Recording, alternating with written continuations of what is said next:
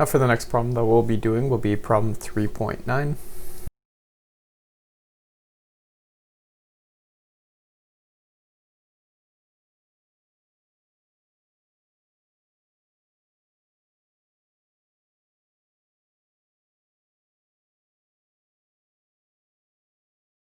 Next, we'll write all the known values. So we know that at a height of 3,500 meters, we have a gauge pressure of 0.25, and what we're looking for is the gauge pressure at the elevation at point 1.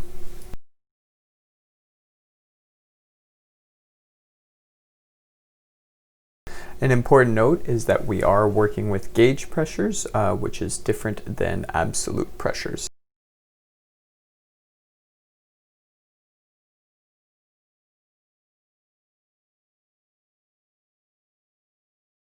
Now, because the values given to us are in gauge pressure, we're going to want to convert these into absolute pressure. To do this, we can look at the back of the textbook at table A3, where we have a table for the ratio of the atmospheric pressures depending on the height.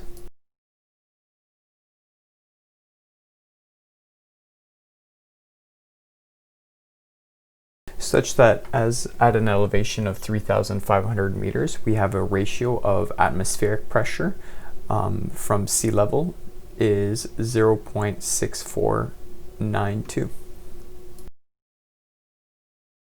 In addition, we also know that the pressure at atmospheric level at point 1, which is at sea level, is 101 kPa.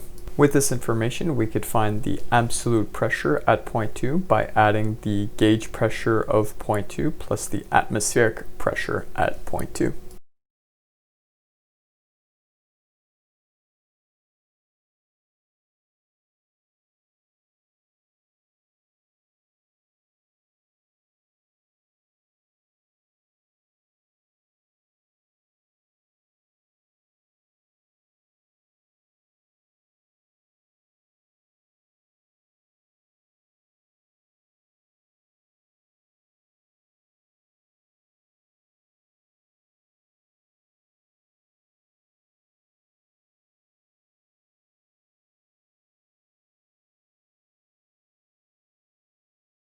Now, to find the pressure at point 1, we'll use the important fact that our tires are going to be a closed system, which means our volume is going to remain constant and the mass inside of our tires is going to remain constant.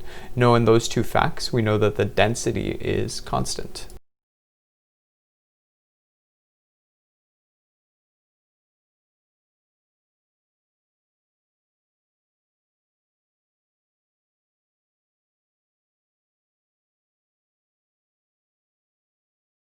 Because the density in between point 1 and point 2 does not change, we can use this fact and the perfect gas laws to find the pressure at point 1.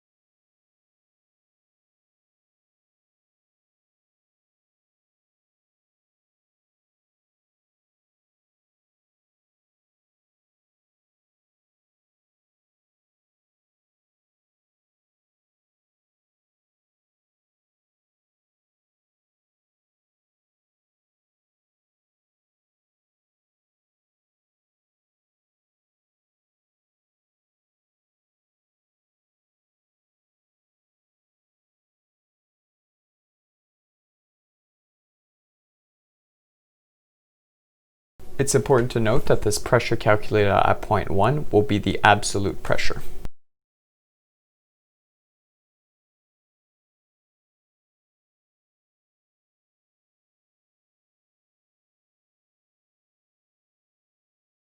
This means that our final step is just converting this absolute pressure to a gauge pressure as the question is asking.